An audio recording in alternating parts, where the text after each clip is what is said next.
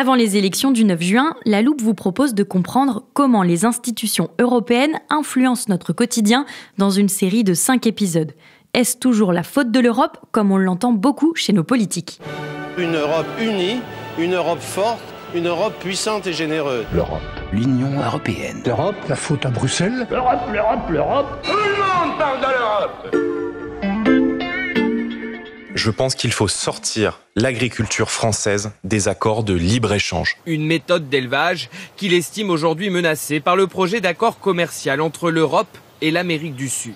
Ça permet de laisser rentrer de la viande bovine ou de la volaille qui ne respectent pas du tout les règles que nous on a en France ou en Europe. L'Union européenne, elle ouvre les portes et les fenêtres en disant « mais venez, produisez dans des conditions sociales et environnementales et venez faire de la concurrence déloyale à nos producteurs ». Donc nos agriculteurs et nos producteurs mettent la clé sous la porte. Il y a quelques jours, j'ai déjeuné dans une brasserie située à quelques pas de la rédaction de l'Express.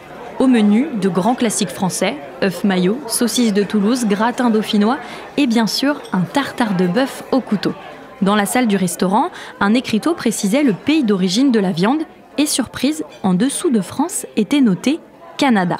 Forcément, j'ai pensé aux récentes manifestations des agriculteurs très remontées contre l'Union européenne et ses accords de libre-échange. Mais est-ce vraiment la faute de l'Europe si de la viande canadienne atterrit dans nos assiettes ? La réponse dans cet épisode.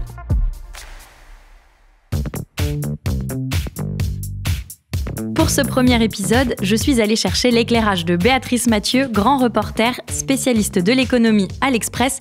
Bonjour Béatrice. Bonjour Charlotte. D'abord, pour bien se rendre compte de ce que ça représente, quelle quantité de viande, notamment de bœuf, la France importe-t-elle ? Alors exactement 363 300 tonnes équivalent carcasse. C'est une définition usuelle quand on mesure les tonnes de viande. En réalité, c'est un petit peu moins quand on prend la tonne que l'on connaît. Mais bon, c'est beaucoup. Et en fait, la balance commerciale, elle est déficitaire parce que au cours des dernières années, en fait, on a importé un peu plus de viande que ce que l'on a exporté. Alors, d'où viennent ces importations ? Une grande partie, la très très grande majorité, viennent d'Union européenne et notamment pour près d'un quart des Pays-Bas, puis viennent l'Irlande, l'Allemagne et la Pologne. En fait, les viandes qui viennent hors Union européenne, il y en a très peu. La viande brésilienne, dont on a beaucoup parlé, beaucoup fantasmé ces dernières semaines, ou encore celle qui est en provenance d'Argentine, c'est très très peu. Quand on regarde la viande brésilienne, c'est à peine un peu plus de 1% de part de marché. Alors évidemment, ça progresse beaucoup, de 25%, mais quand vous partez de quasiment zéro, vous avez tout de suite des chiffres de croissance qui sont importants. Mais en réalité, dans les masses, ça pèse très peu. Donc c'est un peu fallacieux de prendre les chiffres de taux de croissance. Et pourquoi la France a-t-elle besoin d'importer cette viande, que ce soit depuis ou hors de l'Union européenne ? Parce que la production française de viande, elle, diminue depuis 4 années consécutives. En 2024, elle devrait encore baisser. Et grosso modo, sur ces dernières années, on a la production de viande qui diminue de près de 5% par an. C'est ce qu'on appelle un peu, dans le jargon, la décapitalisation. C'est beaucoup d'éleveurs qui, face à l'augmentation de leurs coûts, de l'électricité, de la nourriture, les normes, ils décident finalement, quand ils amènent leurs bêtes à l'abattoir, de ne pas renouveler le cheptel. Ils changent souvent de métier. Ils faisaient de l'élevage, ils vont faire des céréales ou du soja.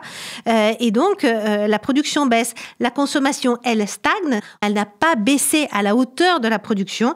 Et le résultat, c'est qu'on doit importer de plus en plus. Et ça, tu vois, ça n'a rien à voir avec la faute de l'Europe. C'est notre modèle de production. Pour comprendre, on va maintenant regarder un texte en particulier, le CETA.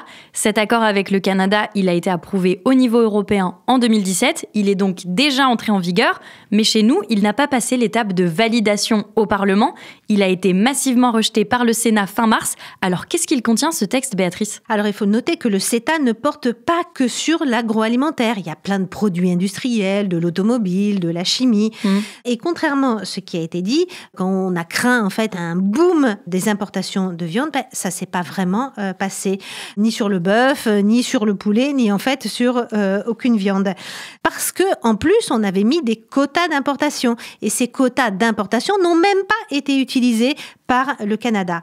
Et en réalité, quand on regarde un petit peu le track record sur les résultats sur les exportations françaises vers le Canada, le CETA était plutôt très profitable pour l'agriculture française, sur les laitages, sur les fromages, sur les céréales et surtout sur le vin. Ce qu'on entend aussi beaucoup, c'est que la viande qui arrive dans nos assiettes, du Canada ou du Brésil par exemple, elle n'a pas les mêmes contraintes de production que la viande française.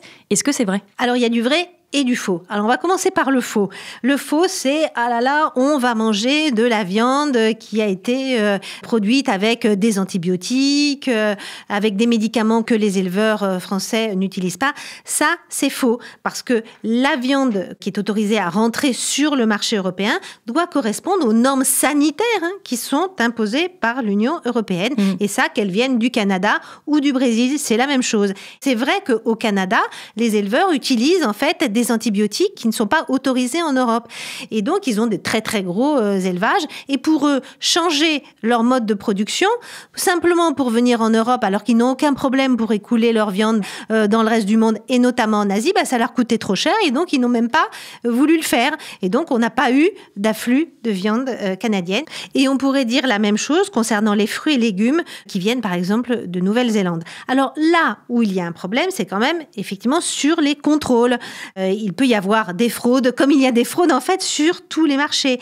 Parce que le certificat, on le demande au départ du pays et non pas à l'arrivée. Et donc c'est vrai qu'au départ du pays, tu peux avoir, comme sur tous les marchés, des fraudeurs et des faux certificats. Autre inquiétude des agriculteurs français, Béatrice, les normes sociales. Oui, alors là, c'est vrai, les coûts de production sont beaucoup plus faibles, notamment en Amérique latine. Ils sont même très bas au Brésil, tout simplement parce qu'ils n'ont pas les 35 heures et leur salaire minimum est bien plus faible qu'en Europe. Et puis, ils n'ont pas les mêmes normes sociales. Et là, encore une fois, on peut parler de concurrence déloyale. Mais tu vois, ça n'est pas la faute de l'Europe. Merci beaucoup, Béatrice. On comprend beaucoup mieux les enjeux agricoles autour des traités de libre-échange européens. À bientôt. Chers auditeurs, je vous propose de prendre maintenant la direction de Bruxelles. C'est dans les couloirs de la Commission européenne que se jouent ces textes et on va tout vous expliquer.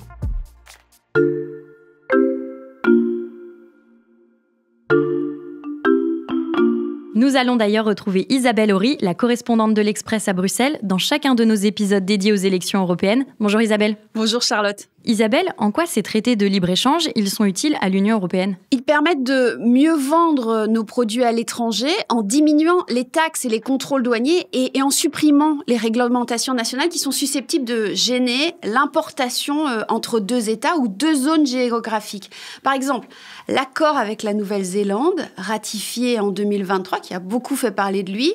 Dans un sens, il prévoit d'éliminer totalement les droits de douane pour les exportations européennes à destination de la Nouvelle-Zélande. Et en contrepartie, l'Union européenne exemptera de droits de douane 98,5% des importations néo-zélandaises actuelles. Et pourquoi ces négociations, elles ne sont pas faites directement par les pays membres ? Par exemple, la France seule en discussion avec la Nouvelle-Zélande, le Canada ou le Brésil. En fait, les pays membres de l'Union européenne ont fait le choix de confier à la Commission européenne la compétence exclusive de la négociation commerciale. Pourquoi ? Parce qu'on a un marché unique et sans frontières. Alors, on contrôle à l'arrivée dans le marché unique. Par exemple, on contrôle quand un produit vient du reste du monde et qu'il arrive en France, puis on ne va pas recontrôler ensuite entre la France et la Belgique, puis entre la Belgique et l'Allemagne ou entre la France et l'Italie si jamais ce produit doit aller ailleurs dans l'Union européenne. Et comme les normes sont donc communes à tout ce marché, c'est mieux qu'un seul interlocuteur négocie pour tous. Et puis par ailleurs, un marché de 450 millions de consommateurs, ça a beaucoup plus de pouvoir. On a plus de pouvoir en représentant tous ces gens que seuls face à d'autres pays. Et ça, par exemple, les Anglais l'ont découvert depuis le Brexit. Comme ils sont plus petits maintenant, ils ont moins de poids. On peut leur imposer plus de conditions. Avec l'Union européenne, on est donc en théorie davantage en position de force pour imposer nos conditions à ceux qui sont en face. J'imagine qu'il y a aussi des inconvénients à négocier pour autant de pays. Ouais, là où c'est compliqué, c'est que quand on négocie pour un si grand ensemble, on ne peut pas gagner sur tous les tableaux. Il faut donner des choses à l'autre en échange. Il doit aussi avoir un intérêt à négocier avec vous. L'objectif, quand même, c'est d'avoir le plus de gagnants possible et le moins de perdants. Or, en France, on entend souvent beaucoup plus les perdants. Par exemple, si on veut vendre du vin et du fromage aux Canadiens, il faut qu'ils aient des choses à nous vendre en échange. C'est un peu comme quand on construit une ligne de train, en fait. On va déplacer quelques personnes pour permettre au plus grand nombre de se déplacer plus rapidement. Et ces accords négociés par la Commission pour les pays de l'Union européenne, il y en a beaucoup ? Oui, il y a une trentaine d'accords avec un total de 74 pays. C'est le plus grand réseau d'accords commerciaux dans le monde. La valeur du commerce de l'UE par le biais d'accords de libre-échange avec des partenaires mondiaux a dépassé 2 milliards d'euros pour la première fois en 2022. Alors c'est très important pour l'Europe en termes de revenus, mais on peut se dire en effet que c'est peut-être un peu daté quand même d'exporter autant aujourd'hui, qu'il faudrait plus consommer maison, en l'occurrence européen. Est-ce qu'on est prêt à payer plus cher en tant que consommateur ? Ça, c'est un autre sujet. Dans les coulisses des traités de libre-échange à Bruxelles avec Isabelle Horry. Merci Isabelle pour tes explications. À la semaine prochaine. Et dans ce prochain épisode, il sera question de tech. Comment l'Europe peut-elle rivaliser avec les géants chinois et américains ? Alors pour ne pas rater cette série consacrée aux élections européennes, pensez à suivre La Loupe sur votre plateforme d'écoute, par exemple Deezer, Spotify ou Apple Podcast. Et toute l'actualité de l'Europe et l'expertise de nos journalistes sont à lire sur l'express.fr. Cet épisode a été monté par Théo Cyr et réalisé par Jules Cros. Retrouvez-nous demain pour passer un nouveau sujet à La Loupe.